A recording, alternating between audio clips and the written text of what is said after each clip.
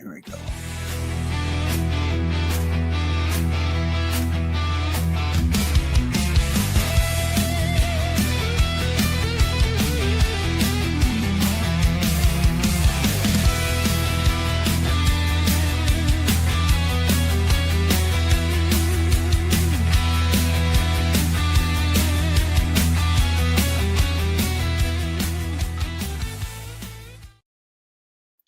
Good evening, everyone, here on Thursday night at 8 p.m. This is College Blitz. I'm one half of the College Blitz host, Russ Morgan. I'm here with my man Q. Always great getting on here talking college football. How was your I know you had your birthday. How was your 4th of July weekend down here on the southwest side of Florida? Well, everything was good, man. Everything was good. It was spent some time on Indian Rocks Beach. Got to enjoy that. It was hot as hell, but it's a little rain here and there. But I think, as we all know, rainy day on the beach beats a sunny day at work. Every single day of the week. Got to spend it with not everybody that I wanted to spend it with. Some people were caught up and everything like that. But I got to see my daughter and I was down there with my girl and so. All in all, man, really good time. Just did a lot of beach time, man. A lot of beach time, and back to reality. Oh yeah, I mean, it's not a Florida summer if you don't have a couple, summer storms. I don't think. I think it's a little nice. Get a little summer storm going. It gives me. I mean, you're from here. It kind of gives me Caribbean vibes. When I was in Puerto Rico, they're like, "Hey, it's gonna start raining at this time. It'll rain for like 6 hours." I'll rain for like 15 minutes and just stop because it'll be like out here in Braid. It'll be like a beautiful day, hot as hell, very sunny. All of a sudden, 25 minutes later, clouds rolling and it's raining for a good 45 minutes, and then it's just back to normal. Yeah. It was luckily, man, like nothing sustained. You know what I'm saying? Like it was, just those pop-up storms. And luckily the lightning, was kind of not anywhere near us. So, we were lucky there. And really, man, it was when it would rain, just jump in the water, cool. Or, take cover under the, the umbrella or whatever. And just pour a drink, let it, just ride it out. And, party. That's it, man. You just kind of keep it going, man. Like I said, rainy day on the beach beats a sunny day at work, right? Can't really complain about that one, No, you can't complain. I'll take it. I mean, it was nice on Saturday. I went out on the boat. My friends they're starting a touring company. Nice. So they're doing like boat tours. So we went out on Saturday. And it was very nice, but it was very crowded because no one could really get out on 4th of July because it was kind of overcast down here. So it was very crowded on. I think the sand barge is called Jewfish Island. Really? And then we have Beer Can Island. But, I mean, two great names, Jewfish Island and Beer Can Island. Those sound like places I want to be. Oh, those sound like places I need to visit. I mean, you just pull the boat up. Obviously, this is the first time I've gone. You just park the boat, and everybody's just out there on the water, ankle level, walking around, drinking whatever you got. It was a good time, and it was nice. So it wasn't too hot. I've learned now I'm in Florida. I try not to complain about the weather too much because I know it's going to get much worse once August hits. I'm like, oof. It's going to get worse. So I'm like, I'm not going to complain. And you're in Atlanta, so I mean, it gets hot up there too. Oh, it's so hot. It's so hot, so humid. But we get, you get it all up here, right? I mean, you legit get all 4 seasons, right? And some of them go quicker than others, depending on the year. But yeah, I mean, the heat up here is ridiculous at times, and it's the same thing. Once it gets to be August, middle August, it's already been super hot, But once middle of August hits, there's nothing resembling a breeze. It's just heat and humidity, Well, I was about to say, I do my baseball. When are we going to get our own intro? I do my baseball podcast. Bobby talks about it. I do that myself too. Bobby talks about canceling that once a week when I make a comment on the Dolphins. You were on the draft show day 3 for 8 hours. Bobby can't put it in. My man Bobby, He knows how fond of him I am. But we need to start holding his feet to the fire. He's promised us his intro now, and I know he's listening. He's promised us his intro now for a minute. Every time we come on, we got to see Bobby. Why we got to see Bobby? The first thing that pops up is Bobby. Yeah, it's Bobby. Why we got to see Bobby? We see enough of Bobby. He's on everything. He's got 17 shows. We see enough of Bobby. We were texting the other day about what we wanted to do. I'm like, oh, we can do this, and I'll just let me know you got ideas, and vice versa. And it's been like half an hour, and like no response from you. And Bobby's like, okay, cool. I'll look up some stuff. I'm like, oh, shit, that's not for you. I know you have no clue. I'm like, Q usually, I'm not gonna be like, what the hell, Q? You didn't respond. I'm like, hey, he's busy. He usually be like, oh yeah, I got some stuff. I'm busy. But I was like, oh shit, I sent that to Bobby. I'm like, he's like, oh, look up some stuff. I'm like, oh, my bad. That wasn't for you. But since you're here, then just look up some stuff. Yeah. Since I put it out there. Oops, didn't realize I sent this to you. Yeah. Oops, didn't realize I sent this to you. But since I did, and you're here, then just go ahead and I floated it out there for you. Yeah, hook us up with a little something, man. Like I said, they see you enough, Bobby. They don't need to see you anymore, man. They don't need to see you on our show, bro. We everybody knows who you are. We need an intro. We need a new intro, bro. Look, like you did, the show, border and everything like that. The graphics and everything like that for once the show is on is where it needs to be. But the intro, like I said, we need to boot Bobby off that intro respectfully, of course. Oh yeah, always. we appreciate what Bobby does. Oh yeah, behind the scenes, always putting in work. The man don't sleep, and he's always on the show. Always on the show. He'll be on one later on tonight, 9:00. He's got one. So yeah, I guess. I mean, the best thing was so obviously I love all baseball. I'll talk baseball all day. Like I'll know every 30 teams out there, and I'll talk it with knowledge. But I'm a diehard Yankees fan, and I'll trash my team more than anybody else. I mean, I hate Aaron Boone, and I'm getting on doing game 1-2 recap, and I'm yelling. And Bobby is doing his Dolphins podcast, and Tua's just coming back, and Tua had like a bad game, and he forgets to mute his microphone. So, I mean, this is like, I got like 350 people. It's the most I ever had. And it was counting. I got like 800 that night. And a guy was like, I can't hear you. I'm like, I guess this is normal. I just got to yell louder now. Yeah. And I'm going into my full mad. I'm yelling. I'm pounding the table. I'm pissed off. And Bobby's even louder than me, yelling about Tua doing this and Tua doing that. Tua is the source of a lot of yelling and frustration down there in South Florida, based on the group chats and the podcast that I'm on. Yeah, exactly. Yeah, Mike McDaniel for sure. Chris Greer, that sort of thing. But let me tell you who has not been yelling in anger, but yelling more in a joyous fashion. Are big-time college football recruits. And like we were just talking about here a few minutes ago off air, man, these guys are breaking the bank. These big-time five-star guys, this kid, Felix Ojo, who's left tackle from Texas. He just committed to Texas Tech. And this thing had been a back and forth between a few schools for a minute, but he finally decided on Texas Tech. And the reports out there are, 3 years, $5.1 million fully guaranteed for this kid.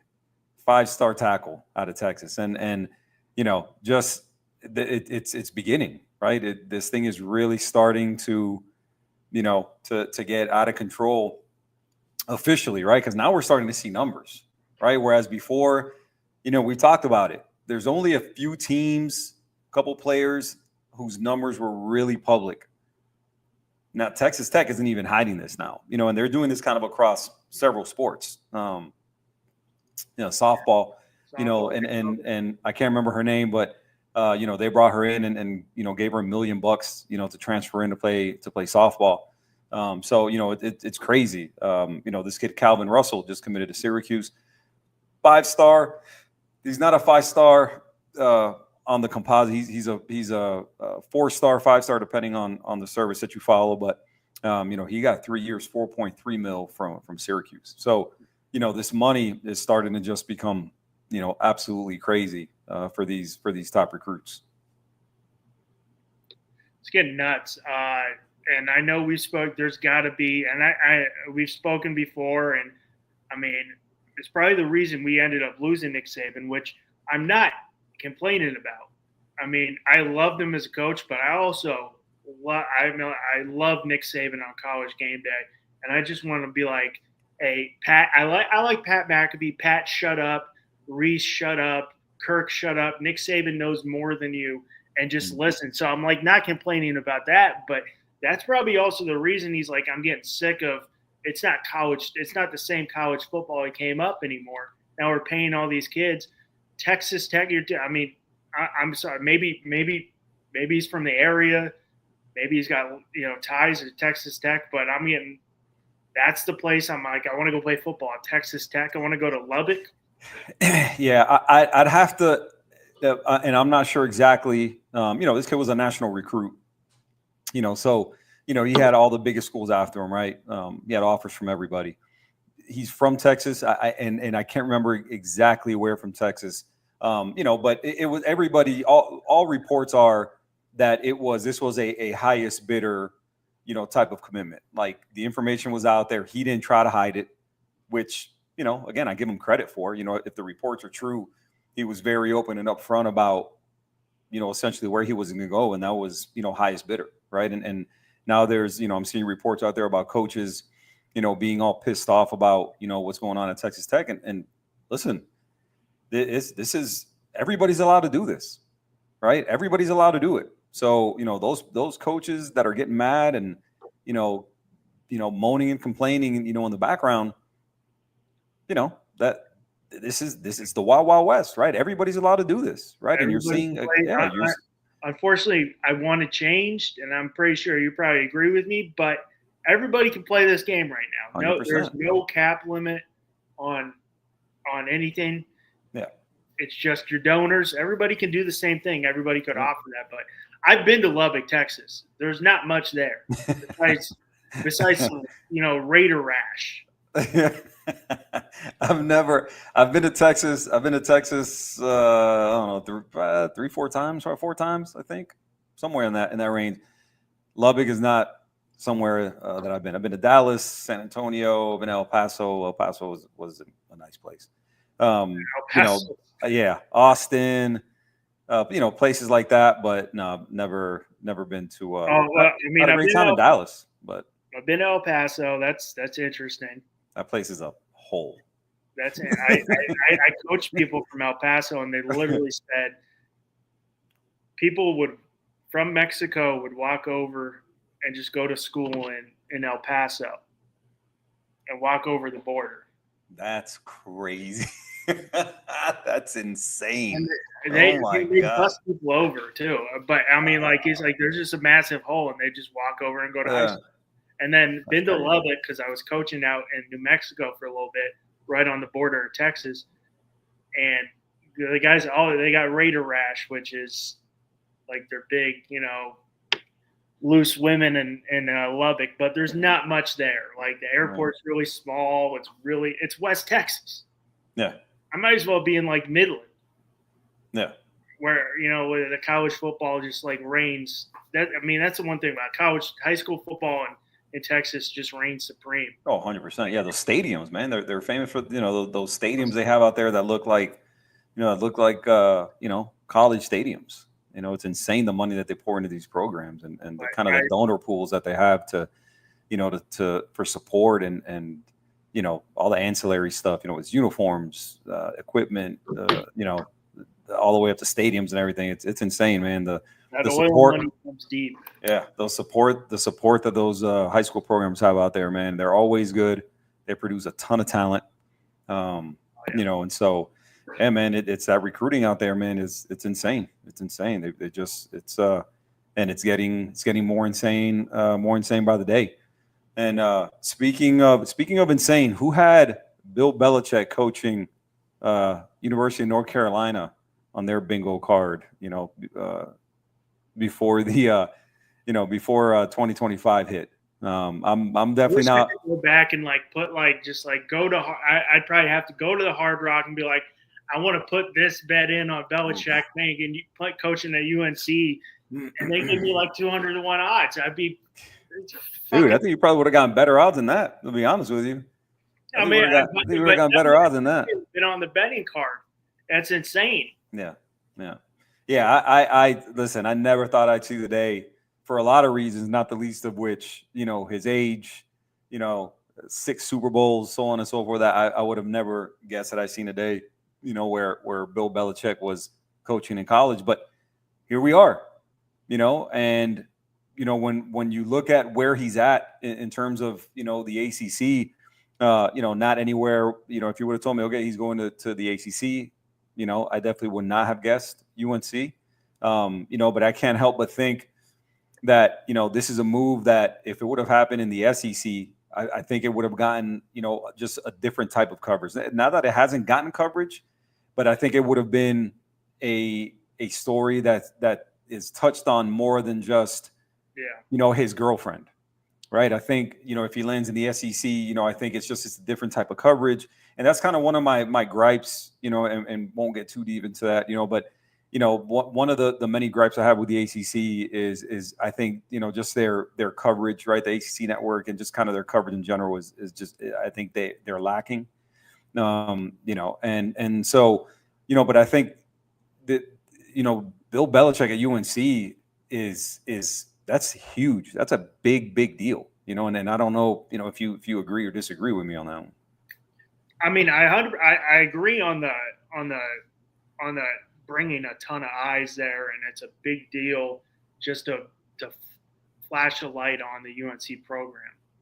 Will I see it make a big impact? Well, I don't know if we're going to see Bill Belichick coaching next year at UNC. Yeah. I think this is a lineup for his son, who did a good job at Wazoo, but literally his buyout goes from $10 million to $1 to it went from $10 million to $1 million, and I think it became $1 million July 1st or something like that. It's as of now, it's $1 million bucks. I mean, you're right. I think from the time it happened, I had a hard time believing he was ever going to be there. That's why, to me, and I did a podcast on that, probably about a month and a half ago about the Bill Belichick effect and everything. And kind of one of the things that I touched on was that how do you recruit if you're Bill Belichick, right? To me, when you go into a kid's home, one of the things that you have to establish, obviously from very early on, is rapport, right? You have to build that relationship with them, right? And so when you're sitting there, telling a kid and telling his family, that you want him to come to UNC, and they ask you, okay, well, how long are you planning on being there, right? I would love to be a fly on the wall, because I'm really interested to hear how do you answer that question if you're Bill Belichick, right? Are you answering that, like he does in all his interviews, right? Where I'm going to be there for a long. I'm not, right? How are you answering? What are you saying? That I would love to. Super simple, right? Be a fly on the wall. Somebody asks you, Coach Belichick, how long do you plan on being at UNC? And hear what his actual answer is, right? Because I don't think anybody, again, when you look at the way the contract is structured, right, from $10 million to $1 million, everybody has to assume that the plan is, if you get NFL interest, you're going back to the NFL. I don't think anybody buys that Bill Belichick is going to be, around at UNC for a long period of time, for several factors, right? His age, his interest in the NFL, so on and so forth. And so, the fact that he's got to be out there recruiting, the fact that he's got NIL to deal with, right? And maybe, in a certain aspect, he's maybe more. I guess you can make the argument that he's a little bit more well equipped to deal with money and players coming from the pros, right? This is a program that brought in all NFL guys. They're calling themselves the NFL's 33rd team, which is insane to me. Not even a top 5 team in the ACC. the NFL's 33rd team. If I say UNC, the first thing that comes to your mind is not football. No, it's Michael Jordan. It's probably I think basketball. Yeah, Michael Jordan. I think I think baseball before I think UNC football.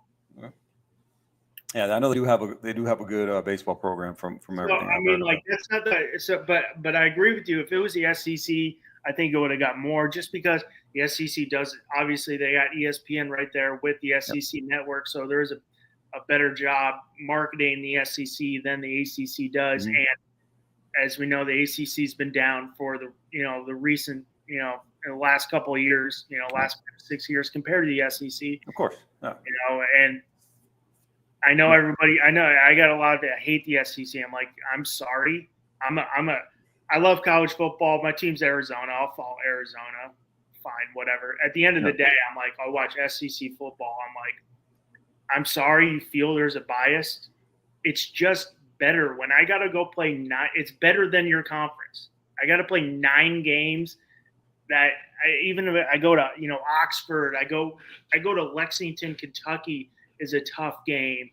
And I mean, you're just even you're playing a slouch game. It's still like, hey, we can't sleep on this team because of the environment that it brings. But I agree with you. If you went to an SEC program, it would have just been different. I don't know how Bill is going to handle coaching kids in today's day and age, where these kids need to be coddled and given positive support and positive, oh, you're doing a good job. I don't think Bill's going to be like, no. He's like, no, you're not doing that.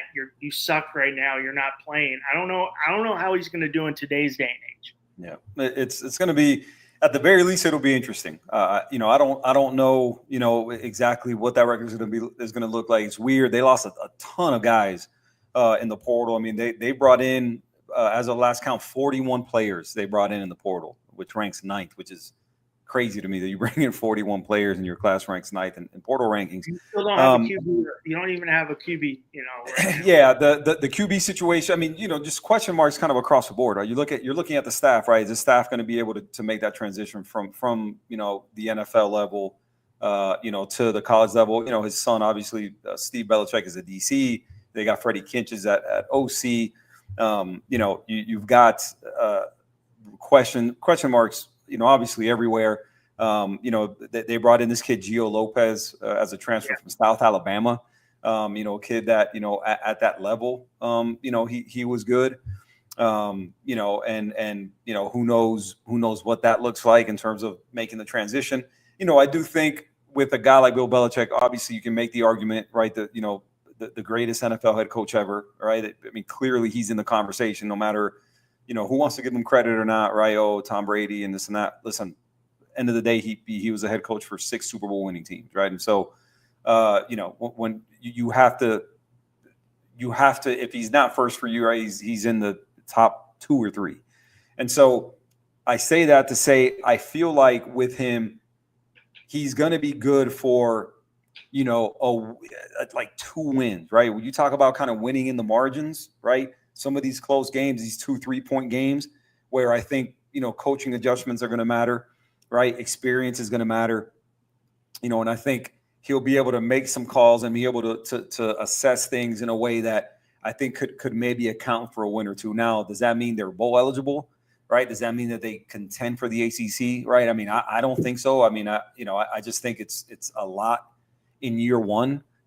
There's no continuity on any level, at all, no matter how you break it down, on that team. Everything is new, everything is different, so, again, I'm thinking, maybe 6 wins, maybe 5 or 6 wins, maybe. Are we considering this? It's a successful hire for Bill Belichick. He gets bowl eligible, dude. I think it's a success if they're bowl eligible. Make the Charlotte coming. No.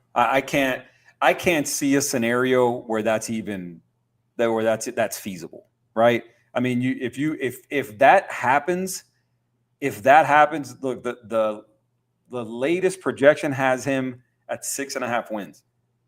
I would take the under on that.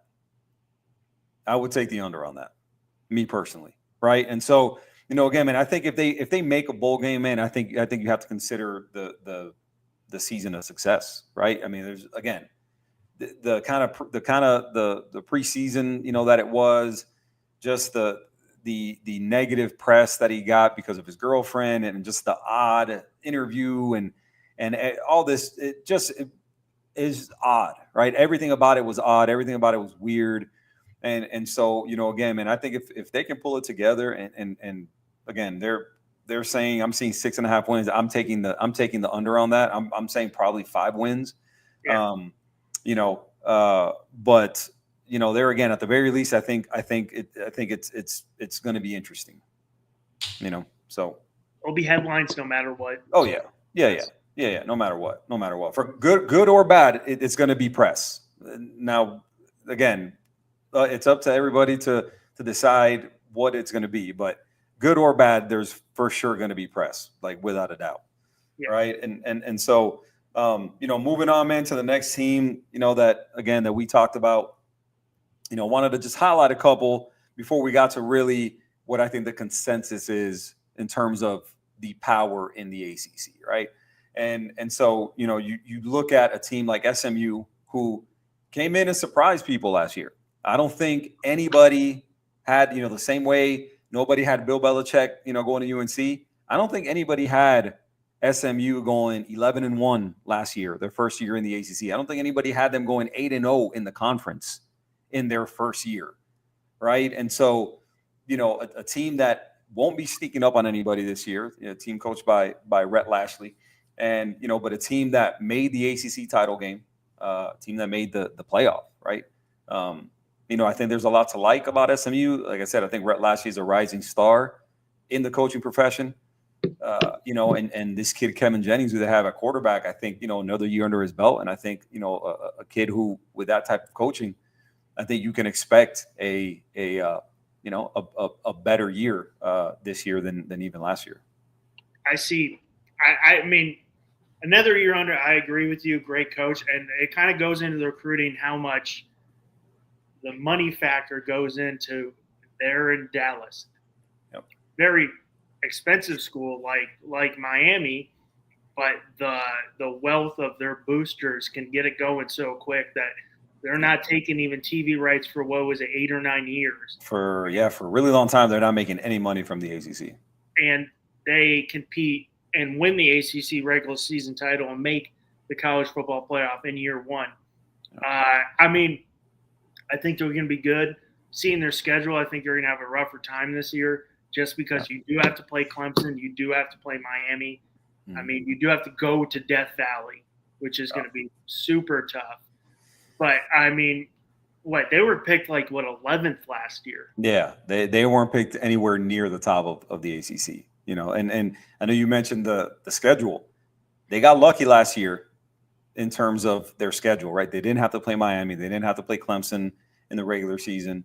They didn't have to play Syracuse, right? And so their only loss was to a really good BYU team, right? But they went 8-0 in the conference, and I think they fell back down to earth, come end of the year, right? Kevin Jennings, I think kind of the same thing, had a rough, end of the season. They have 5 turnovers in the last 3 games and obviously didn't play his best football come end of the season, right? They made the playoff, which after narrowly losing the ACC title game, on the last second field goal, made the playoff, got smoked by Penn State. And so, again, I don't think there's anything to, be unhappy about if you're SMU, right? I think you exceeded expectations. Now this year, you're not going to be sneaking up on anybody. I think they lost a lot, right? You lose a guy like Brashard Smith, one of the Canes that they got in the transfer portal.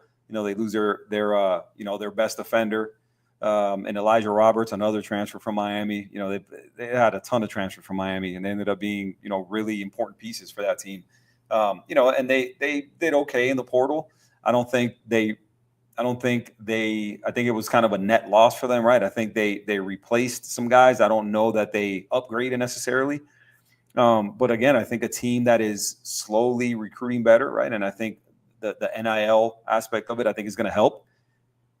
But again, an interesting team, right? Because let's get the funniest back going. Yeah, right. Again, year 2, they do have the NIL backing. I think they're in it for some guys, in the Dallas area, obviously, an area that produces a ton of, D1 prospects and everything. So it's going to be really interesting to me to see, if they can take that next step. I definitely do not expect to see them, have the same kind of season that they did in last season. But again, I think a team that is still going to be exciting on offense.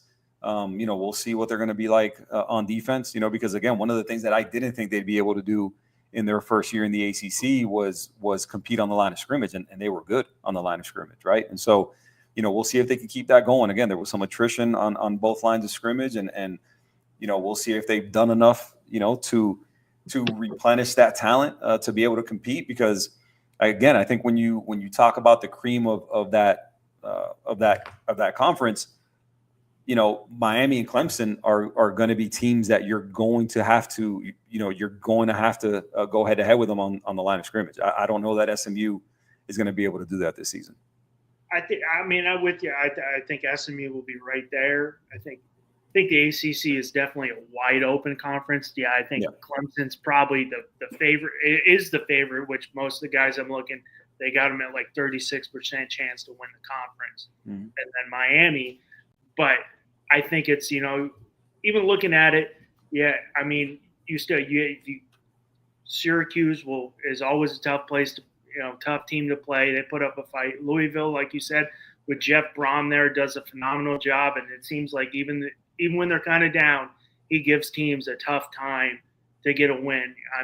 Boston College is always tough to play. So there's no sleeper in the ACC, no team where it's like I can sleep on this team, maybe minus, Cal probably have a down year. Stanford's been down for a long time. Yeah. Cal, those teams that you mentioned, man. Listen, I think you always have to be wary of Louisville, right? Louisville, they're never in the top 10 in recruiting, but they're a team kind of similar to Pitt in that they do a good job of identifying talent, right? They don't recruit 5 stars, right? But these guys, they'll bring in, 23-star kids, right? They'll hit on a bunch of them. And they go into Florida, and they have a lot of success recruiting in Florida. They always do well in Florida, especially in Broward County. But they bring in these guys. They're well coached. They do well in transfer portal. In terms of quarterback wise, they've always got a competent quarterback. So on and so forth. And so they're a team that you always have to be weary of, man. They're always a good team. They're always good for.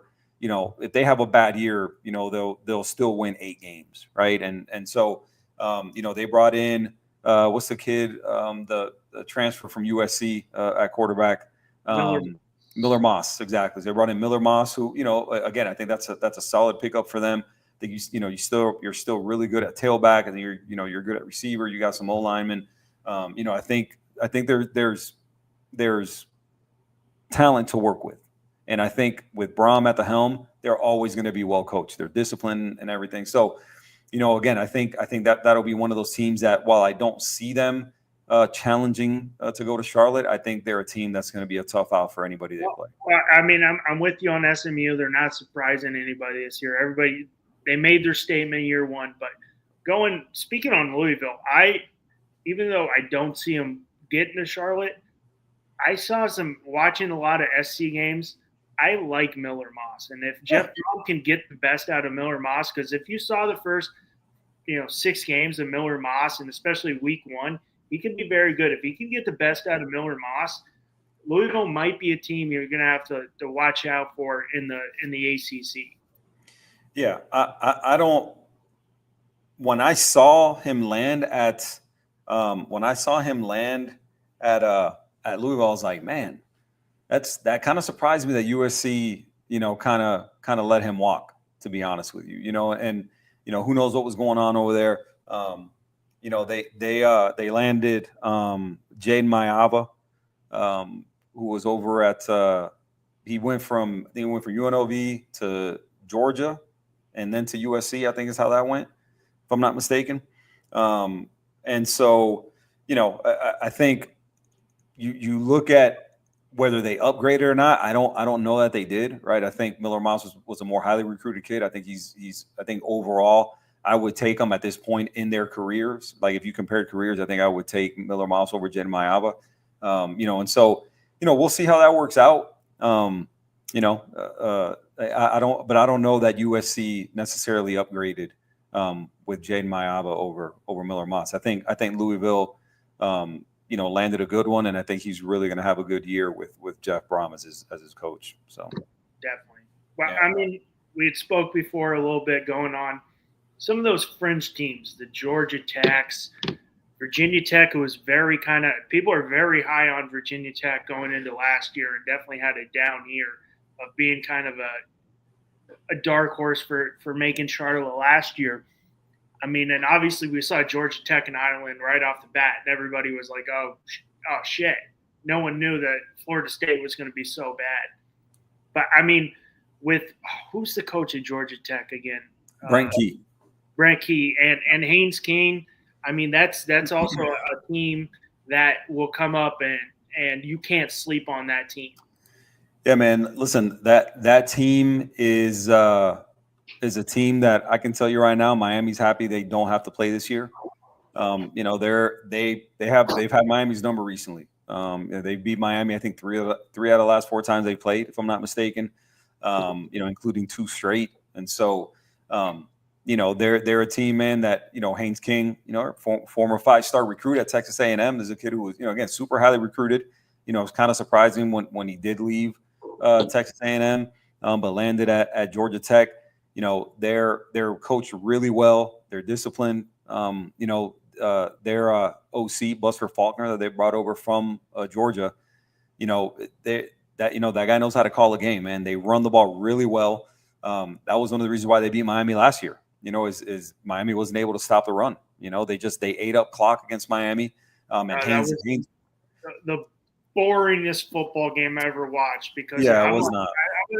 I'm not going. Yeah, I'd watch a lot of Miami last year. I mean, they're on. Cam Ward was electric, but I'm watching this game and they're on the field 65%, 70% of the time, just jamming it down your throat, and just defense couldn't stop it. That game was so boring. But I mean, it's 100% agreed. I mean, they play clean, fundamental football, not a lot of mistakes. Brett Key does a great job. Haynes King, I mean, he has better legs than running backs.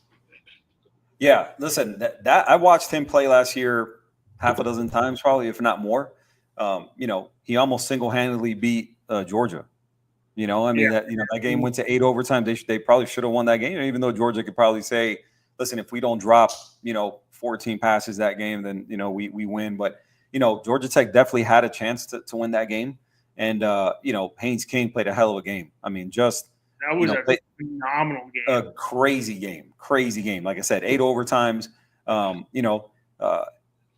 Haynes King at quarterback, Jamal Haynes at running back. You got Malik Rutherford at receiver. They lost Eric Singleton, which is a big loss for them, right? Kid who was the number 1 receiver in the portal, ended up at Auburn. I know Miami was, had big time interest in him, but at the time they didn't have a quarterback. So, he ended up signing with Auburn, even though, I don't know that their quarterback situation was great when he signed there, but I don't think, will he be a loss? Yeah, but I think the type of offense that they play, because they're not super, receiver centric, and with a really competent OC like they have, and Buster Faulkner, I think they'll be able to absorb that loss. We'll see what they do on the line of scrimmage. Again, they were good on the offensive line last year, and had some attrition. But I think, that the defense is going to be good. That offense is going to be really good. And I think they're going to be one of those teams. I wouldn't predict them to be in Charlotte, but I think along the way, they're going to get some big wins. I think they're a team that's going to give a lot of teams problems because of the way they play. Again, they're tough, they're physical. The way they run the ball, they always have a chance. They don't beat themselves. And who would have guessed at any point, at any time, in the near, future, that Georgia would have Georgia Tech would have a better OC and a better quarterback than Georgia does. Kind of surprising. That Georgia game, I remember. I'm like, all my friends are on the West Coast. I'm like, dude, I'm falling asleep, and I see my eyes go like I fell asleep like the first play. I'm like, all I hear is ah. I'm like, oh, wake up, Russ, wake up. I'm glad I stayed up, but I'm like, oh man, it's 12:30. I'm like, I had to keep myself up for that game, but it was amazing. I mean, Haynes King was phenomenal in that game. It was such a classic game. Yeah, they're, like I said, man, they're gonna have a chance this year. I think they're a team that nationally, doesn't really get spoken about, but I think they're gonna be a team that at the end of the season you're gonna be surprised by how many games they won and what bowl game they end up in. I really do think that they're gonna have a surprisingly good record come into the year. Now, what that looks like, we'll see. But again, I'm looking at their schedule. Just realized they open up at Colorado. That'll be an interesting game. And that'll be a really interesting game, August 29th. And then the rest of the schedule, looks. They're out of conference. They got Colorado. They're at Colorado. They're home versus Temple, and obviously their yearly game against Georgia. And then again, the rest of it is the ACC schedule. So, again, we'll see what they look like.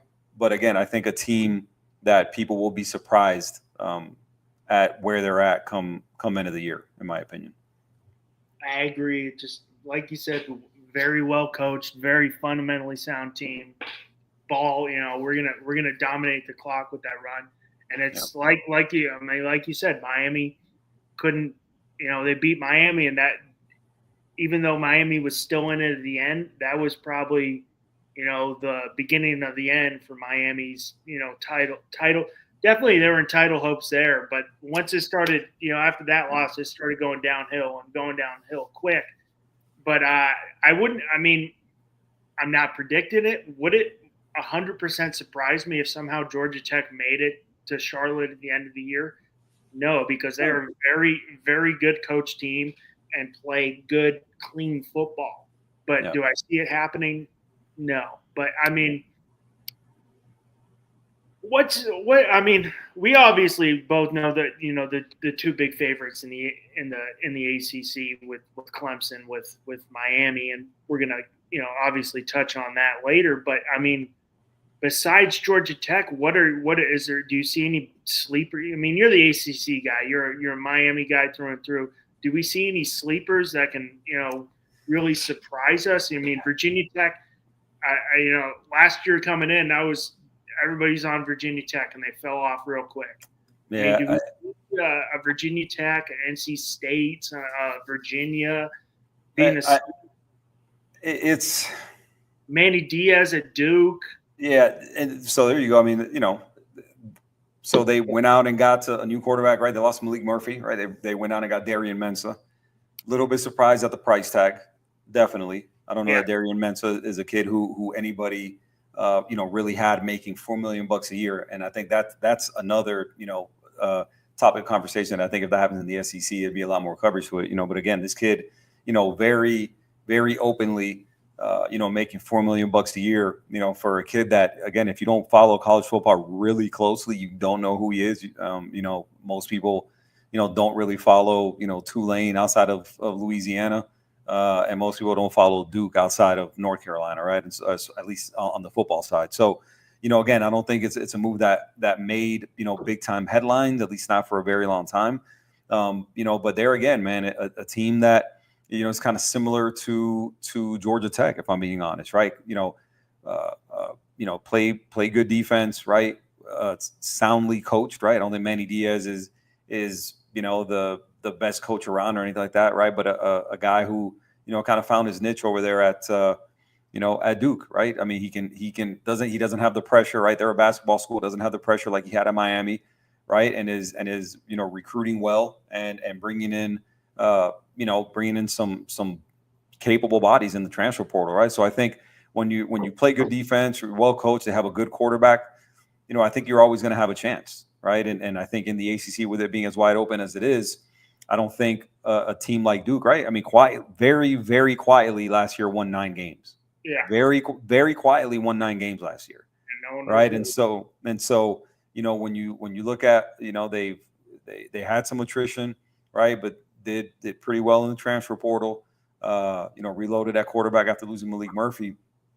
And so again, one of those teams that again very similar to Georgia Tech, that they're not going to be an easy out, right? And I think when come end of the year, when you look at the standings in the ACC, no matter who wins it, right? I think everybody's going to be kind of jumbled, right? When you're looking at 17 teams, I think those top 8 to 10 teams are all going to be within like a couple games of each other. I feel like, right? I think they're all going to be, there's not going to be huge separations.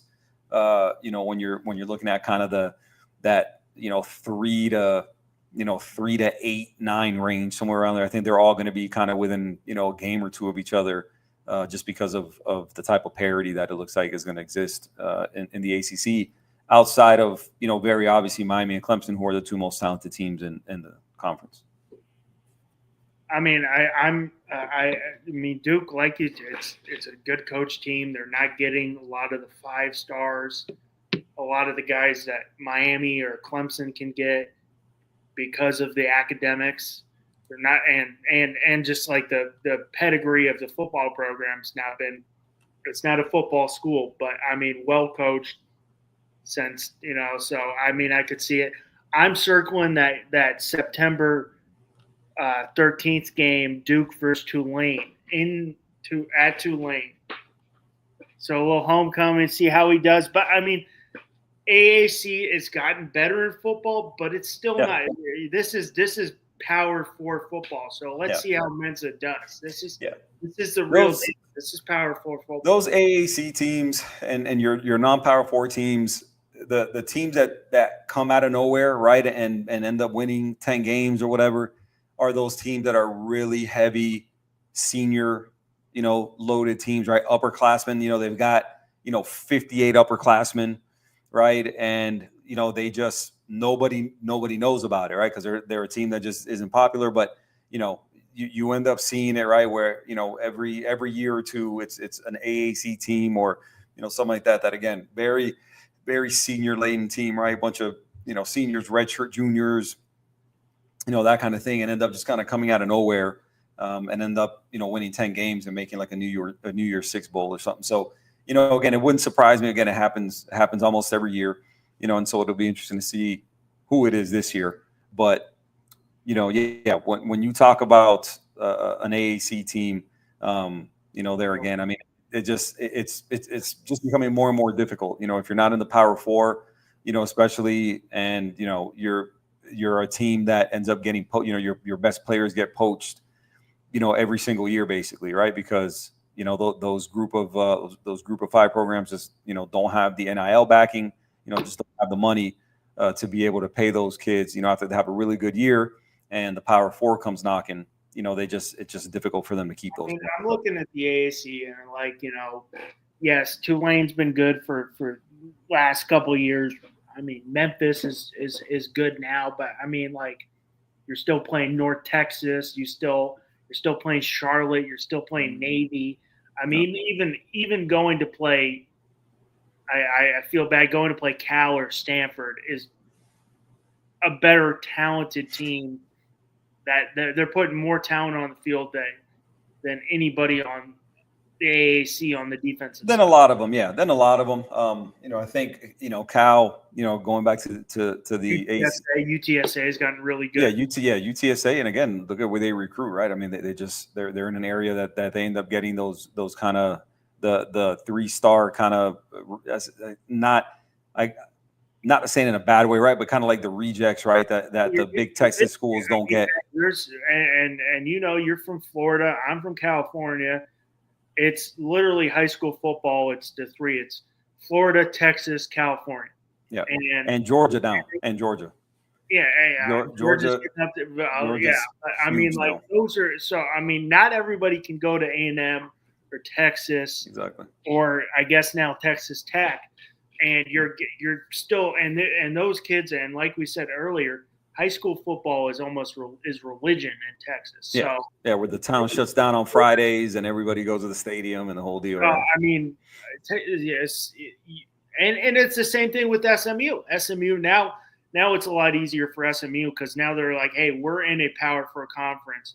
If we get first or second in the ACC, we have a chance to go. Unless it's a terribly down year in the ACC, we have a very good chance to make the college football playoff, and it could expand to 16 teams in the near future. So, yeah, no, and I think that's a done deal if I'm not mistaken. I mean, 20, and I think it's in 26 if I'm not mistaken, right? But yeah, I mean, there's going to be more and more teams, that'll make the playoff, and I think when you have the potential, to be in the running for a playoff spot, I think you're always going to be more attractive, to recruits, and again, unfortunately, those G5 programs, man, I mean, they're basically just the minor leagues at this point, right? No matter, who they land, right, and who they develop, they're going to lose them. There's very few of those guys that are going to stay around. Once they hit a certain level, right? These first team AAC guys. There's very few Ashton Genties. There's not too many of those left. Exactly. There's not too many of those guys who are going to say, "I'm going to stay here. I started something with my boys. Exactly. I'm going to stay here." Or Lenore Sellers, a little different story. He's in the SEC, not the Mountain West. But there's not too many of those guys, and that's the landscape of college football that's changing. And I think they need to do something about that because it's definitely getting now. It's gearing more towards less more NFL. Exactly. And why we love college football is because of these rivalries. Yeah. I mean, I know you hate Florida State, but when Miami plays Florida State, even when Florida State sucked last year, that's still a massive rivalry. That's still great. So I mean, and you got to have that. I mean, do these players, are they there for the paycheck? I mean, sometimes we're seeing it. So I think they'll figure it out. Yeah, you hope they do, right? And again, because like we talked about, I think it's the Wild Wild West right now. You talk about the level of which these kids can transfer. You end up being at 4 schools in 5 years, type thing, and so you hope that at some point they get at least that under control, right? Because even when people talk about the only thing that resembles the NFL in terms of college football right now, off the field and everything like that, in terms of like portability and people getting paid, people being able to move. The only thing that's the same is that they're getting paid, right? But but there's no structure, right? Because in the NFL, you can't just up and leave. But you can't, you're getting paid. Yeah, that's similar. But other than that, like these contracts don't bind these kids to any school. The NFL, I got a contract and I hold out. Okay, good. Not making money. You're getting fined and the whole deal. We saw what Le'Veon Bell did. He said, screw it, I'm sitting out of the year. I'm like, all right, you're not getting paid. Here it's like, I'm sitting out, I'm transferring, I'm going to go get paid somewhere else. Yeah. And so, that's really when people say, oh man, it's like the pros. No, it's not, because in professional football, there's structure. Professional football contracts mean something. In professional football, you can't do whatever you want and not have consequences behind it. And so, I'm like, hey, that's fine. You want to sit out, you want to transfer. I'm like, if we're going to make it like professional football, all right, put something in there and be like, hey, if your contract's here, you get paid when you play and you show up. You want to go transfer, you want to sit out because you're not getting big enough NIL, that's fine. Your money's going to be held. Give it back to the university. But I mean, I'm with you. There's systems for the NFL. I'm like, hey, and now we're seeing the college football. You're a paid athlete, and the NFL, you're paid. You have a contract. If you don't want to show up for your contract, you're not getting paid. Yep. But we'll see. I'm hopefully optimistic, and I can be a little negative and pessimistic on all this stuff. I'm a very pessimistic sports fan when it comes down to it. I tend to see the negative. Could be me being a Jets fan. So I tend to see the Jaded negative forever. See the negative in a lot of it. Oh, man. But I mean, I'm going to try to be optimistic on this. But I mean, we're going to the ACC, obviously. I mean, talking ACC, and is it just Georgia Tech, Duke? Yeah, again, man, you have to respect, SMU, right? Until proven otherwise, right? I mean, their head coach is there. Yeah, exactly. All right, head coach is there, quarterback is there, right? And I think you can expect kind of them to take the next step. Definitely not a dark horse, right? Because of where they went last year. Not sneaking up on anybody, right? Dark horses. I think again, I would include Georgia Tech. I would include Louisville. I don't think Florida State, obviously they're going to be better than last year, but 3 wins is going to be better than last year, right? And so, I mean, I think, all what I feel and don't feel for them. I think it is impressive what they're doing in recruiting right now. I think that the last thing that I saw over here, I think they were per 24/7, they're 12th in the composite rankings, per 24/7. So way better than I think, anybody that follows Florida State or roots for them could have hoped for after a 2-10 season, especially what Mike Norvell had been doing, previously and really concentrating more on the transfer portal. But, again, this is why they brought him in, right? And I think what Florida State fans were clamoring for was, hey, we need more emphasis on high school recruiting, more so than the transfer portal. So I think that's happening. I think they're paying, it's paying dividends now. Now, what the season brings, we'll see. I don't think that a kid like Thomas Castellanos, for me personally, moves the needle. I don't think he's somebody who's going to thrive.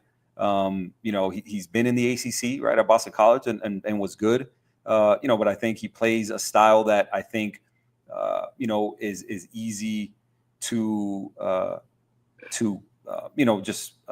make changes versus, right. I think once you see that style, right, he's a kid who I think he's at best 5'10", right, runs around a lot in the whole deal. And so again, I think he plays a system and a style that, is easy to defend, once you got some tape on it, right. I think with a guy like Gus Malzahn, I think his best years are behind him. Again, I think they did okay, I guess, from what I've seen in the portal.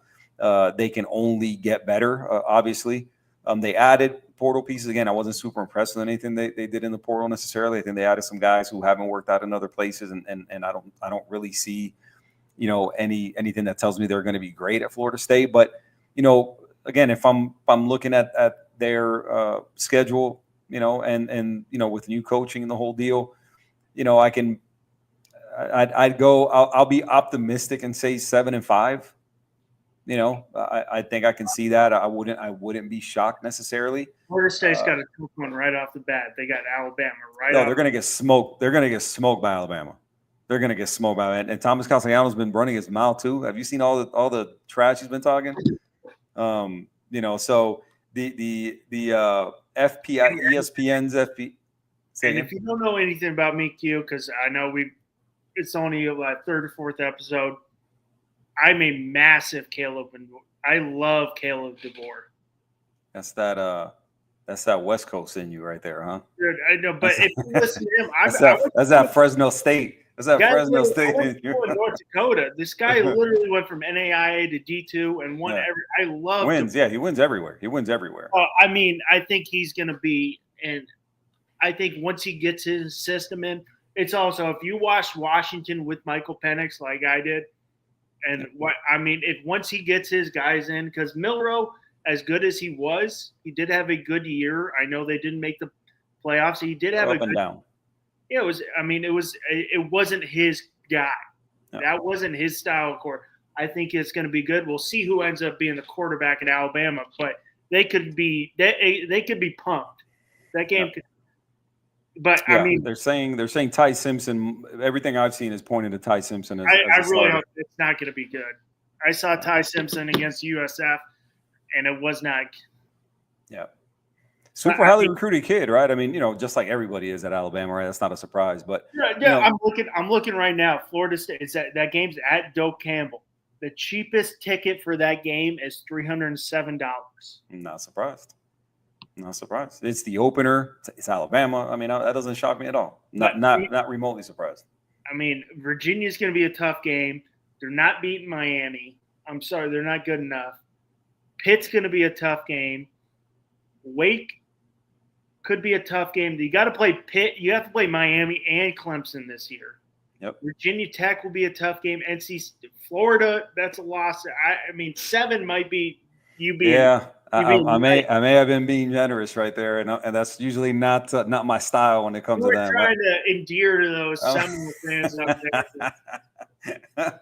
It's not always hate. It's not always anything over 2s. It's Hey, listen, if they win 3 games, they've had a better season.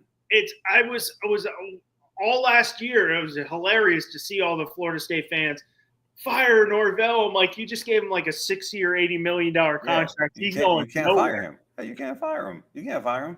I saw that my favorite meme that I saw last season was there was more inches of snow that fell at Doak Campbell Stadium than Florida State wins. I mean, listen, I liked it. I don't know what you want from me. I'm not sorry. Listen, for as bad as Miami's been, man, they've never been that bad. So, speaking of Miami, and let's start with Clemson first, right? Start with Clemson, right? The presumed favorite, right? And a team that brings back supposedly the best quarterback in the country.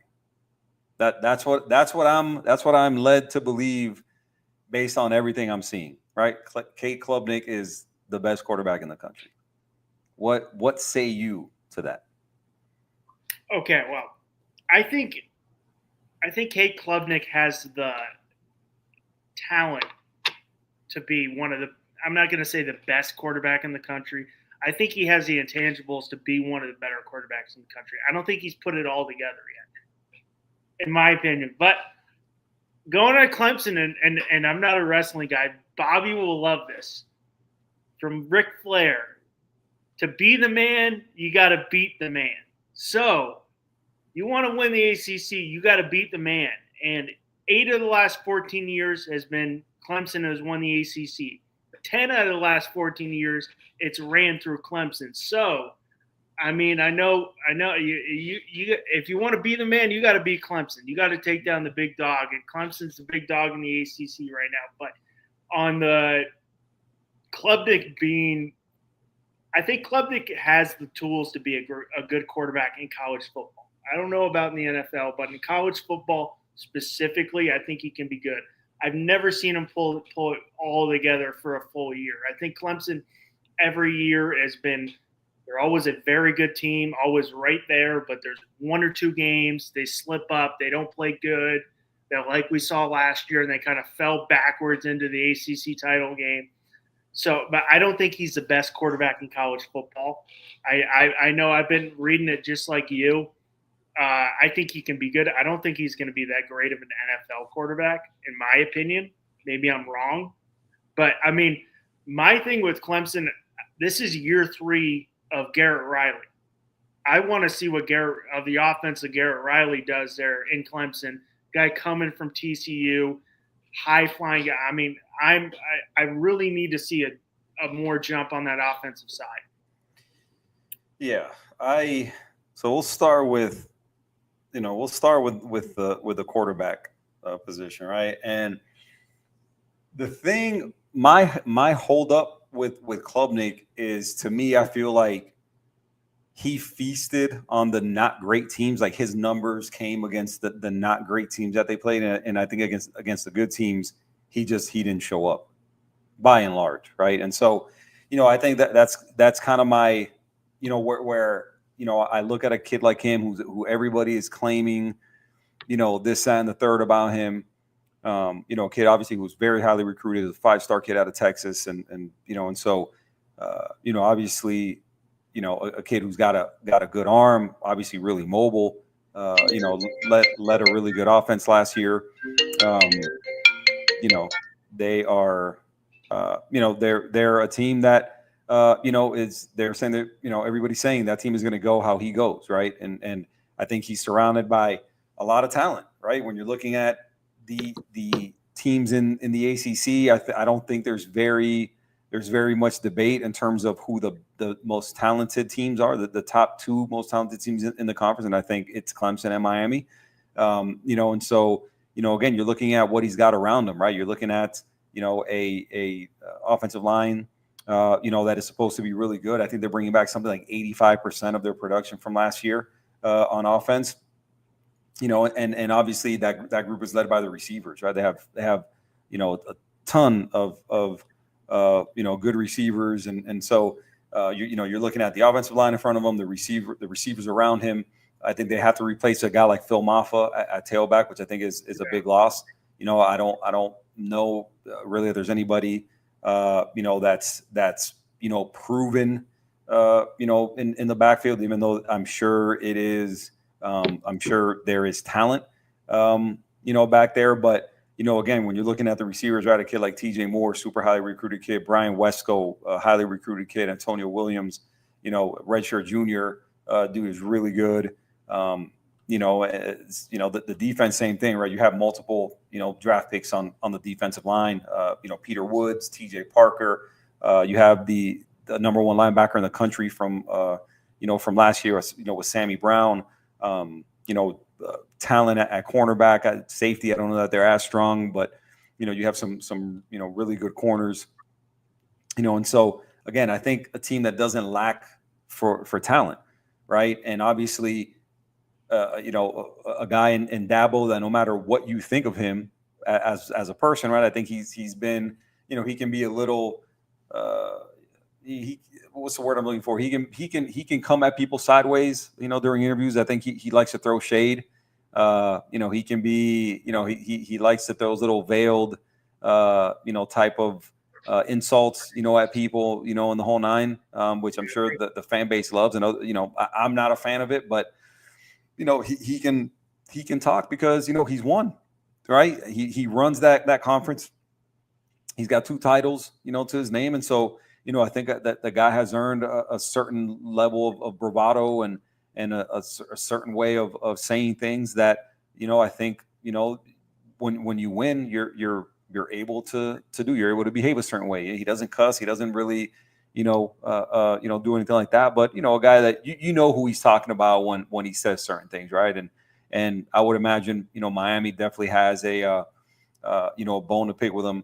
Coming up here, in 25, if they were to meet, based on the way him and Fran Brown were, celebrating, after Syracuse beat Miami and everything. But again, man, it's a talented team. It's a team that now started to embrace the transfer portal. Obviously, not in a huge way, but yeah, and so you have to. And at this point in time in college football, man, it can't be your go-to, but you definitely have to use the portal to supplement.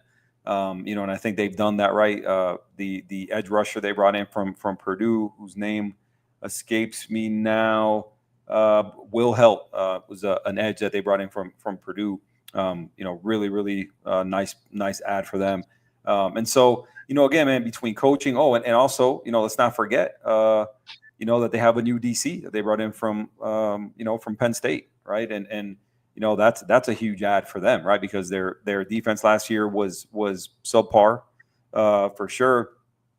Again, and so when you're looking at everything, that has to do with Clemson, man, I think with their recent history of them basically owning the conference, I can see why people say that they're the favorite, right? At the quarterback position, they're going to be good on the offensive line. They're going to be good on the defensive line. And with one of the top quarterbacks in the country, along with good coaching, they have to be up there in terms of a favorite. There's really no way around it. 100% agree with you. I mean, obviously defensive side. You brought up Peter Woods. You've got Avian Thomas right there in the corner. Could have been a one and done guy.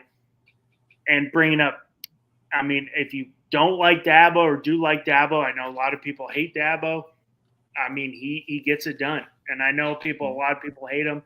He kind of relies on I'm the nice guy. And you can see he throws those jabs because, hey, I'm religious, I'm the nice guy, everybody. But you can see he throws those jabs and the little side, below the belt side jabs. If you don't really like tune in, you don't really kick it. He's quick with it. Mm-hmm. But I mean, he's done. And I mean, yeah, you lose Maffa, but I'm not really worried on that because I mean, you go from Shipley, you go from Maffa. They're not gonna. They probably have a guy right there to go on. I do think Clemson is a favorite, but like we've seen in the last couple of years, Clemson has definitely slipped up and let games they should win, and they slip up, and it should have affected their AC. If they had a little tougher schedule in the ACC, we wouldn't have saw them in Charlotte and then in the college football playoff last year. But they seem like they've been doing that the last couple of years where, hey, this is a team you should beat, but we slip up, we let them hang around, we end up losing. Yeah. They're again, they lose Phil Maffa. This kid, Gideon Davidson, was a highly recruited kid. So we'll see, and again, they don't lack for talent, man. I mean, those guys, they're never like a top 3 class, but they're always like a top 10, 11 class. I haven't seen where they're currently at right now. I mean, they're again 11th, right? 20 commits.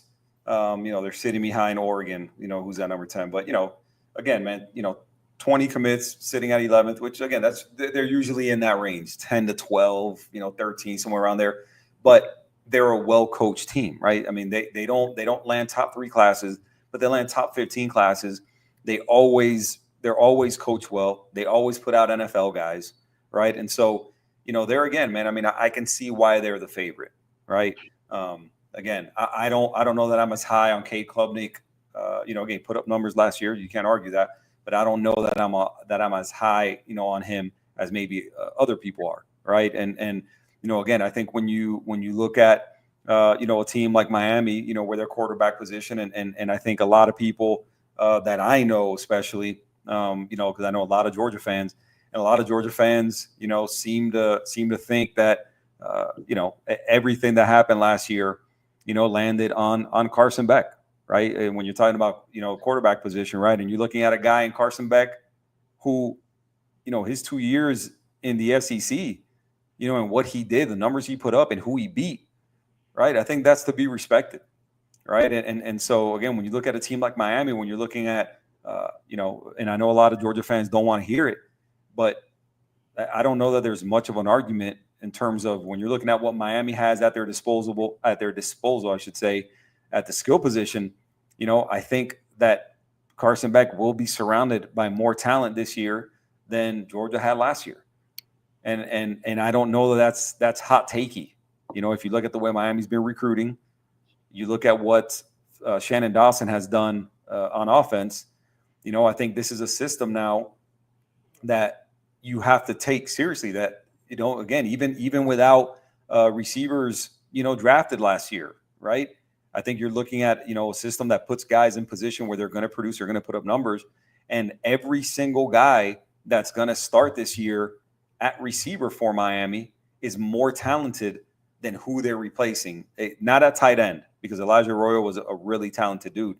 But at receiver, every new receiver that's going to play this year who's replacing somebody from last year is going to be a more highly recruited, more talented player than they're replacing. And to me, what they don't have is the proven production, right? In terms of the snaps played and the numbers put up and the whole deal. But in terms of talent, there will be more talent on the field than Miami had last year. There's going to be more talent on the field than Georgia had last year. And I think with a guy like Carson Beck, I think Miami has to be taken seriously as a favorite, or at worst, a co-favorite in the ACC. Oh, yeah. I mean, speaking of Klubnik, he did. I mean, last year, I know we'll get to Miami. I know you kind of jumped the gun and you're ready to go and talking Miami. Got excited, man. I got excited. Shot too early there. But I mean, he still was the 10th in the nation in passing yards with 3,600. I mean, 406 rushing yards, 36 touchdowns. For Clemson, when Garrett Riley got hired at Clemson, I was just ready for that offense to just go to the next level. And it's been good, but it's never been to that level that I thought when he got hired. But going to Miami, disclaimer, we're not a Miami show. I know we got Q here. He's a Miami fan, so he loves his Hurricanes. He loves the Canes. But we do talk other things. The last couple of weeks we've been hitting on Canes. And I appreciate QQ because I'm full into baseball right now.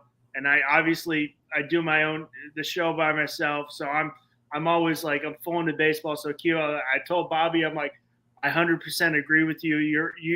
You kind of notice, hey, Russ is, 75, 80% focusing on baseball, and you're taking the reins on this. And it's going to be a different story when the season comes around. But I really appreciate that. You're like, hey, I got this idea type of thing. But disclaimer, we're not a Miami show. We just got Q here.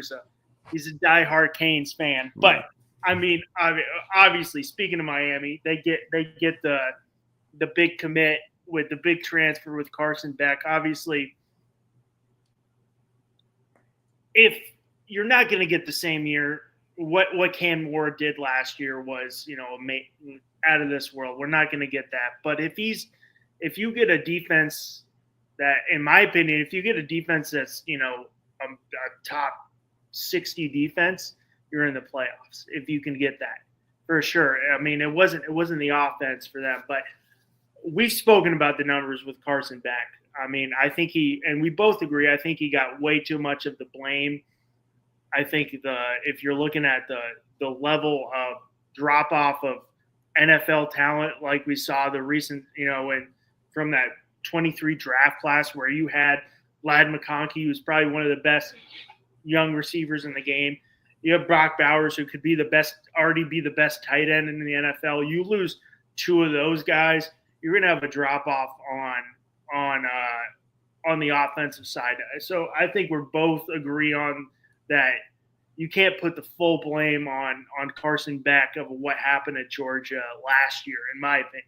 And I think you're with me on that. Yeah, I've it's a topic that I've gone back and forth with several people in person, on Twitter. I can't remember that this guy I was going back and forth with, a couple weeks ago, and it was a conversation that didn't include him, but I guess he saw the comments and started chiming in, and he, for the most part, he knew what he was talking about, but big time Georgia fan, and he essentially took exception to the fact that I was saying that Carson Beck would be surrounded by more talent, at Miami this year than he was at Georgia last year, right? And trying to sell me, like a lot of people have, about Gunnar Stockton and what he is and the whole deal, and so to me, I just found it interesting, that when they did win the SEC, right, that he and Carson Beck was healthy in the whole deal, right, that everybody loved him, and then all of a sudden he transfers, and then it was his fault that everything happened, right? But you sit there and you look at the numbers, in terms of just running the ball, they're like 102nd, they were like 90 something in yards per carry, number one in drop passes and the whole nine. And so, when you take all that into consideration and you look at the numbers that he still was able to put up, even though they were pretty bad on offense, I don't think people are really, figuring that into when you tell his story, right? I mean, a guy who, I think at times the win-loss record for a quarterback kind of gets overblown. But again, a guy who, 28-3 in his time as a starter at Georgia, right? I mean, 3 losses and 2 of those were to Alabama, right? And so, again, overall, what it is that he did, and now to look at, him not being there and to try and convince me personally that Gunnar Stockton is an upgrade over Carson Beck, I'm not buying it. I'm sorry. Gunnar Stockton was a 5-star kid, who was sitting behind Carson Beck for a reason, right? He was a more highly recruited kid than Carson Beck was. He was sitting behind Carson Beck for a reason. Carson Beck was very clearly better, right? Now, can Gunnar Stockton run, better than Carson Beck? Yeah. But again, for your Georgia fans, out there that are being truthful, I mean, that's not. And if you know football, right? If you watch football and you know what you're watching, you can't tell me Carson Beck isn't an athlete, right? I mean, from the jump, right? This is a kid who, was committed to Florida as a baseball player, right? I mean, this is a kid he's an athletic guy, and if you watch him get out of the pocket in his time at Georgia, again, was he Michael Vick? No, I mean, and wasn't necessarily Gunnar Stockton either, but it was a guy with ability. It was a guy who could break the pocket and actually run for yardage, right? And wasn't sliding or anything like that, right? He's a kid who's got size, who's got mobility, who's got an NFL arm, right? This kid is every bit of 6'4", every bit of 220, right? And so, when you're looking at what Miami landed and where he fits in that offense, what this offense has done already, even though he's not Cam Moore, but he doesn't have to be, right? Because like you mentioned, right? I mean, you're looking at a defense that, if they're and again, listen, they better not be in the 60s, right? I think this is a defense that very, very clearly, with the talent they have, and granted it's a new system and the whole deal, but I think with the talent they have and with the new DC and Corey Heatherman, I think this is a team that is talented at every position group. I think, they overhauled the DB room, right? They're deep and talented at corner. They brought in Xavier Lucas, who's going to start, aside from OJ Frederic from everything I would imagine. Again, they've got a lot of depth now at corner. They've got depth at safety. There's talent, at both positions. There's talent at linebacker. They're super talented at defensive end, defensive tackle. There's talent, just not the depth maybe that you would like after, probably DT4, let's say. So they definitely have to hope for health there. But, again, I think, I've heard a lot of people say, oh, well, they had the best quarterback they've ever had and they didn't win. The thing is that doesn't go hand in hand, right? Especially, look no further than let's say your Final Four in the college football playoff last year, right? You look at, first and foremost, the four teams that made the Final Four were the 5 through 8 seeds. So 5, 6, 7, and 8 made the Final Four, right? And when you look at the four teams that made it, the four teams that made it there made it because they could play defense and they were good on the line of scrimmage, right? And they were good at quarterback. Don't get me wrong. And obviously, Ohio State elite on offense, right? With Jeremiah Smith, Emeka Ibuka, right? Quinshon Judkins, Travion Henderson, right? A great offensive line. So they were super talented on both sides of the ball. They were great on the offensive line, on the defensive line, and everything. Obviously, well coached. But the teams that made it there were all like in the top 12 in total defense, right? They were good on line of scrimmage. They could play defense, right? They could run the ball. They were good at quarterback, right? But again, at the common denominator across the board, you had varying levels of quarterback, right? Riley Leonard, who really, really kind of shocked me how little he threw the ball, but there again, right? These guys could all play defense. They could all run the ball, right? And I think when you're looking at what Miami wants to do, I think that's the way they were building this team, right? I think Carson Beck is going to be really, really good, but they're going to be really good on the O-line. They're going to be able to run the ball, and I think they're going to end up having one of those defenses that's maybe not top 10 or 12, but I think a defense is going to be somewhere in that 20 to 25 range, and I think that's going to make a huge difference. Top 30 defense, that's the one, because you're also getting a guy coming. He's not going to get rattled. He's exactly not going to get rattled. Exactly. This guy's playing. I mean, no disrespect to the ACC. This guy's playing at Death Valley and LSU. He's playing at UGA every week. He's playing in Tuscaloosa. He's not getting rattled. Yeah, not at all. And you're going to get a field general. Can you put the full blame on him? What he did? The drops happen. I get it, but that's not his fault. If he puts the ball in place, those happen. I get it, but I mean, you're obviously not going to get Cam Ward's year last year was, obviously best quarterback was in Miami history. Exactly. My best season for Miami quarterback. You're not going to get that. No. But if you get the defense to doing their part, and are you telling me they're going to be there in Charlotte? In my opinion, and I think the ACC could be wide open because you do have some well-coached, sneaky teams that can ruin the team's season. But I mean, the way I'm seeing it, it's going to be Miami, Clemson. What we all wanted to see last year in Charlotte, I was all geared up for it. Okay, give me Miami Clemson or Miami, at least Miami SMU. That's what I wanted, you know. But if you're telling me that right now, I'm like, it's Miami and it's Clemson's conference to get to Charlotte. Who ends up winning the ACC regular season, winning the title? I don't know, but getting a guy like Carson Beck with his experience of playing the SEC, he's not getting rattled when he's going to be walking into Hard Rock Stadium playing a very well coached Marcus Freeman team with the new a guy who, was it CJ Carr, who's the projected quarterback. Projected starter, yeah. Yeah, I mean, who's never played a college football game, so we'll see how that goes. Yep. Yeah, but first game starting on the road, on a Sunday where it's going to be the only on a Sunday night. And listen, for there again, I know that people have their jokes about Miami and their stadium, but let me tell you something: the big games down there, those night games against rivals, right? Your Florida's, your Florida State, your Notre Dame's. Let me tell you what, that place is going to be rocking. Is going to be absolutely rocking for game one against Notre Dame. All right. And so when you look at the attrition that they had, right, in terms of the talent they lost, right, they had a lot of talent, that left the team, that got drafted. It's going to be CJ Carr's first time starting, is going to be on the road, nighttime and the whole deal in a loud environment. And I want to say, I think if I heard correctly today, I think their starting left tackle broke his arm in like a UTV accident or something like that. I think I heard. Right. And so, if that's the case, I would imagine, with about, what are we right at 6-ish weeks out from the game? It's July 31st. So, 6-ish weeks, I guess, somewhere around there.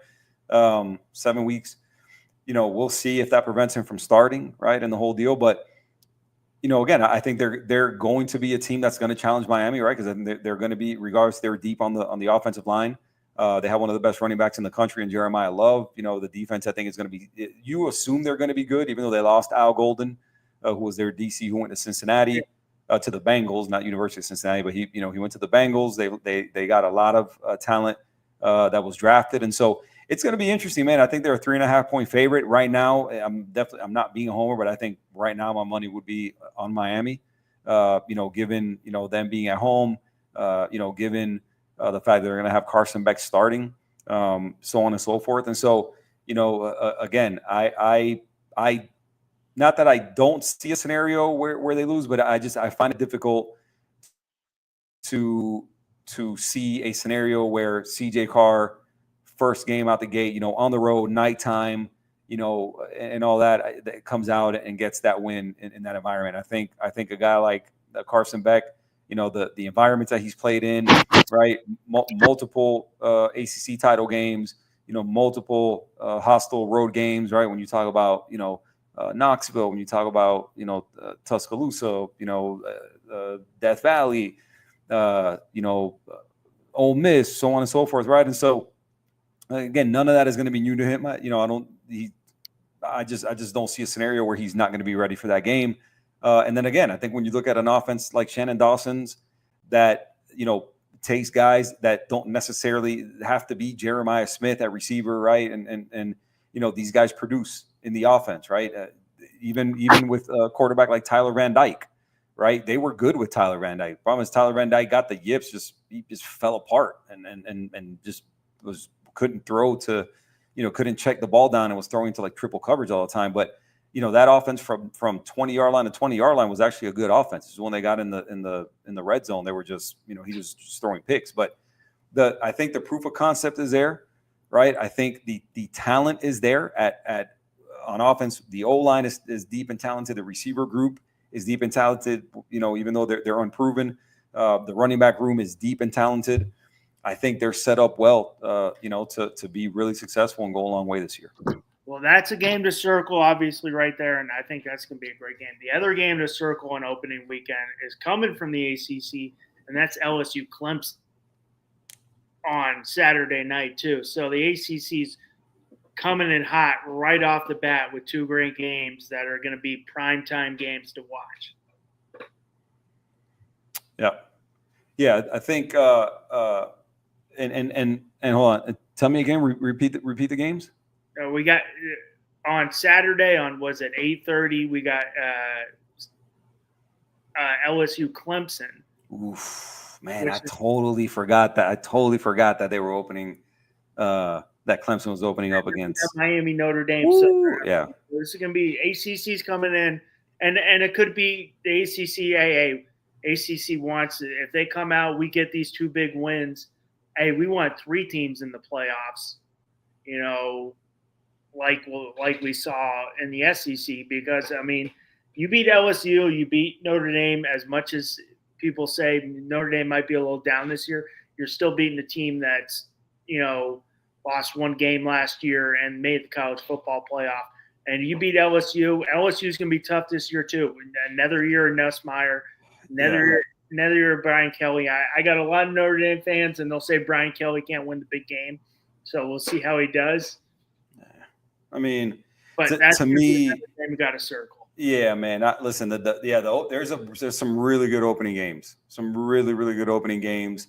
And I think, some kind of cross, conference type games that, I think are super, super interesting.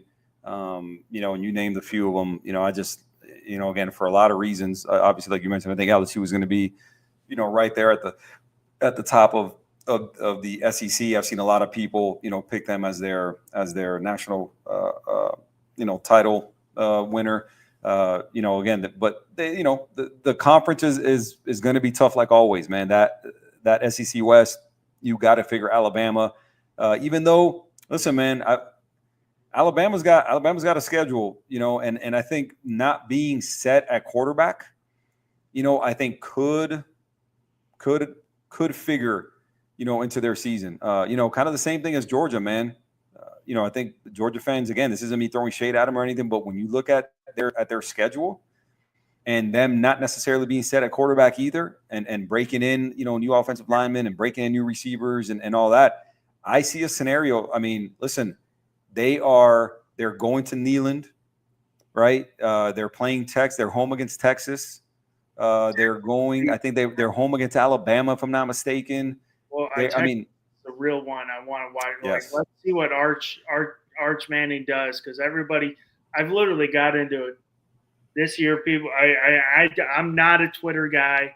Or X, whatever it's called, and I know people get into whole Twitter battles back in the day. And I met my brother, somebody, he works for Fox Sports now, and he does the sports updates on Sirius XM. People called him an idiot. He said something about Peyton Manning when he was in Denver, when he was working for Mile High Sports, and some guy who's like, "Hey, you're an idiot, Joe Morgan." His name's Joe Morgan, not the baseball player. Yeah, not the second baseman for the Reds, Joe Morgan. Yeah. He is named that. And my mom was like being named. She's like, Joe Morgan's a good name. Knowing about him, like, yes, there you go, but not that Joe Morgan. But I mean, he did it. Some guy on Twitter, he's like, said this about Peyton. He's like, you're an idiot. You don't know what effing you're saying. My brother was like, hey, I'm here. You want to say it to my face? So I'm not a Twitter battle guy. Like, I hate when people, I'm ripping someone on Twitter. I'm doing it behind the screen, type of thing. And I lost my train of thought. But I've seen people come on, Arch is my number 1 quarterback. I'm like, first off, 2026, we don't know Arch is coming out. Second, he's played 2 games. Hey, Will, man, I was telling Q after you came on, it was great having you on last week. We got to have you back. It was a great episode. And Bobby said, well, I was like, hey, I really like Will. He told me, he's like, you're going to like Will. He's a good guy. I'm like, oh, he's a great guy. He knew his stuff. He's like, well, damn, you're on for 2 hours. So it must have been a pretty easy episode last week. But Will, thanks for tuning in, man. We got to have you back on. It was a great episode. Definitely. But I mean, with the Arch stuff, I mean, people are like, hey, he's my number 1. He was like, who has he played? He's played 1 or 2 games of college football. Yeah, I think he started 2 games, if I'm not mistaken. I mean, I really don't like getting into the X or Twitter battles. I'm doing it behind, but I'm like, I'm like, let me see what he does. I think Texas projection. I'm a scout, so everything was, I scouted baseball. It's all projection on that. Of course. Especially for the high school ranks, all projection. But I'm like, yeah, we project he's going to be good.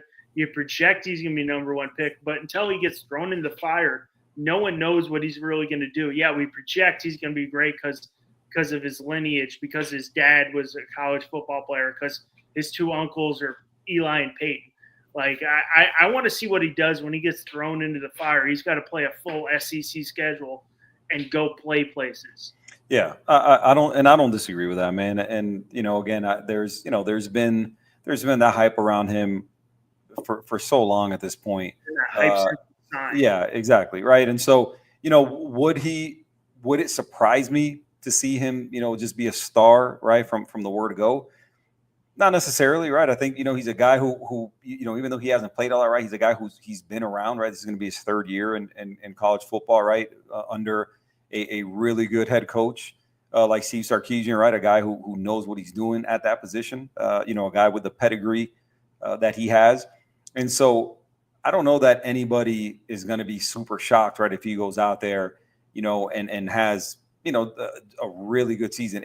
Where I kind of push back a little bit is people just immediately, going, like, again, he hasn't played a ton, even though I think you can make an argument that last year there was a time where you could have justified benching Quinn Ewers and starting and starting Arch, to be honest with you. I really do think so. But again, aside from that, I think a guy I think he's just going to hit the floor running, man. I think, he's a kid he's so talented, right? He's just been so well coached for so long that I just don't see a scenario where he's not going to be successful. He's surrounded by so much talent. He's so well coached and he's got so much ability. You got to remember, man, he's not a statue like his uncles, right? I mean, he's a kid who is like Quinn Ewers either. Sneaky, so. Exactly, right? Sneaky athletic, right? A guy that I can't remember who was there. I don't know if it was like Louisiana Monroe or one of those schools that he had that really long run against. That everybody was like, holy hell, I didn't know Arch could run like that, and so again, now I think people will prepare. He gets a little more of the athleticism from his father from his dad, exactly, yeah. His father and grandfather, not more Peyton and Eli. Exactly, 100%. And so, but, I mean, I mean, he's again a kid that I could see him being, come end of the year. I don't know that I would, call him, the Heisman favorite. Yeah, everywhere they got him as a betting favorite. I'm like, okay. First off, I'm not putting any money on it because like the odds are like, I'm like plus 500. I'm like, it's not great. You got to spend a lot to make a lot, but I again, and kind of like Will is saying right there, right? I think he's going to be solid, but the hype is because of the name. Yeah, I think the name, like we're talking about, has a lot to do with it. I agree.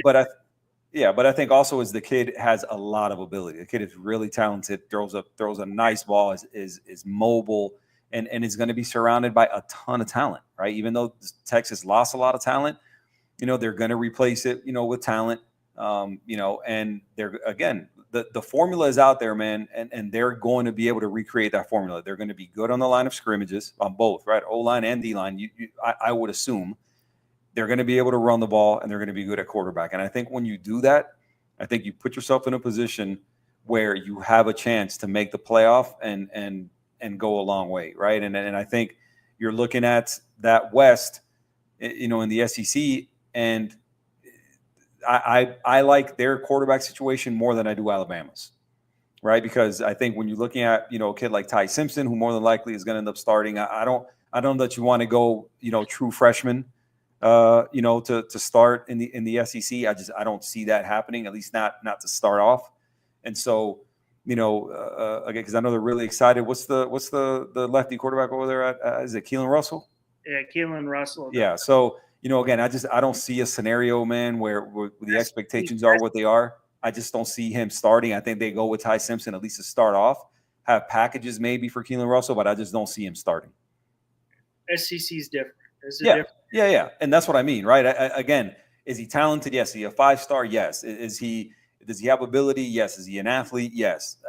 Should he start when you have a guy like Ty Simpson, who, again, highly recruited kid and the whole nine?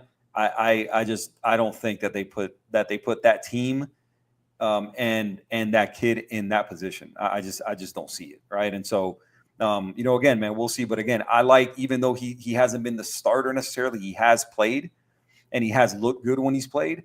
And so I don't know that he's going to have the learning curve necessarily of a kid like CJ Carr who has not played, right? This is going to be he'll be I think a redshirt freshman, if I'm not mistaken, and a kid who just really hasn't played, right? And so again, I think different situations, right? But I can see Arts being really, really good, right?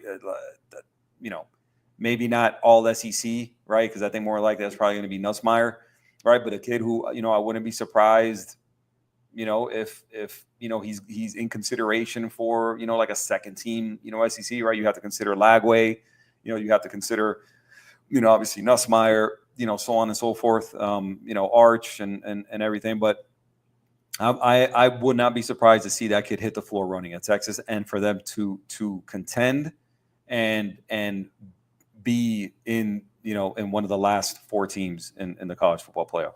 I agree. I agree with Will. I think he'll be good. It's just a lot of the name. But, I mean, going on the ACC, I think I'm going to throw it back to here soon to you. But sure. I think we can both agree we want to see Clemson and Miami. When it comes to me, I just want to see a great football game. I know you're going to be a little different on that. But Maybe. For me, with no dog in the fight, I'm like, just give me a great football game. But I think we can both agree until you knock off Clemson, I get that. But I want to see Clemson and Miami battling it out in Charlotte at the end of the year. But Q, this has always been fun. I'm going to toss it back to you. I always love getting on here with you. Right now, every week, every other week, but I always love getting on talking some college football. 100%. So, always a great time. Always enjoy doing it with you, brother. Always. And, as the season gets closer, we'll be on here more and more. We'll have more to talk about and stuff. And we'll hopefully here soon we'll be talking actual football more than just, projections and everything like that. So, we'll have some actual, games to talk about it and actual performances to talk about more than just, projecting and predicting. So, yeah, man, tell all the people out there where they can find you, man. We'll wrap this thing up. Oh yeah. Find me on, was it X, Russ on Deck, every Sunday or Wednesdays, usually Sunday nights right now, on deck. We're going to have the Sunday at 6 Eastern, going to have the MLB draft live coverage. Hopefully Q will come on for a little bit. Hopefully AJ will come on when the Marlins pick from the East 10th Street Boys. Hopefully a couple other people. Hopefully so, because you don't want to listen to me just talk for 2.5 hours. So hopefully they come. But I know Q said hopefully Q said he can come on for a little bit and talk a little baseball. I know he said he's a begrudgingly Miami Marlins fan. Yeah. I still think they should be the Florida Marlins, but that's a conversation for another day. We'll talk about that later. That's another day. But yeah, on X, Russ on Deck 2. I'm a Derek Jeter fan, so I had to throw a number in there. But on Deck Sunday night, if you love baseball, we'll talk all baseball, not just. I'm a Yankees fan, but I'll talk all teams. Oh yeah, man. I'm gonna get on with you there on Sunday, hopefully, right before the Marlins pick. We'll see what they do with it. The suddenly pretty good Miami Marlins, who just recently won 11 straight road games. I think they've dropped a couple straight now, but listen, 11 straight road wins is nothing to sneeze at. All right, especially with a team like the Marlins. I think they progress, but hopefully. They don't just sell everybody away, even though I think Sandy Alcantara is probably going to be on his way out from everything I've seen. I don't know. We'll see. But again, it wouldn't shock me. It would just be very, very par for the course when it comes to the Marlins. It's how it goes, right? So, but as for me, you can find me on X and on YouTube at I Hate Football Podcast.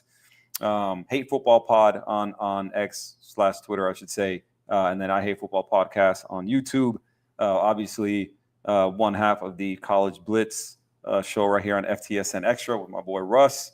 And various programs here on the FTSN and FTSN Extra networks. I'll be on, from time to time with my boy Will from the 305 Sports Now podcast. He does us a solid. He comes on with us, comes on my show also. So, all the programs on there, man, are worth checking out. Go ahead and like and subscribe to the channel. Do us that huge favor, as well as all the shows on FTSN, FTSN Extra. Like I said, man, like and support the content. Got some great people putting out some great content on there. So until next time, guys, appreciate you joining us. Will, it's always good to hear from you. And we'll see you guys really, really soon. Y'all take care.